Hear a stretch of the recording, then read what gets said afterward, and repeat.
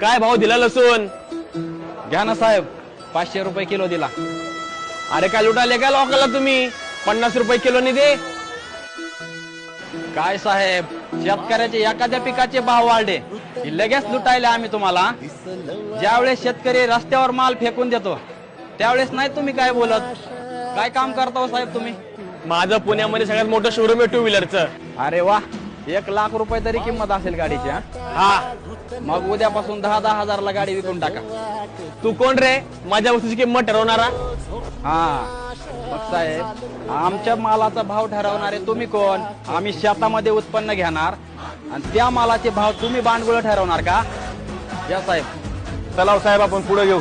चल पळ रे.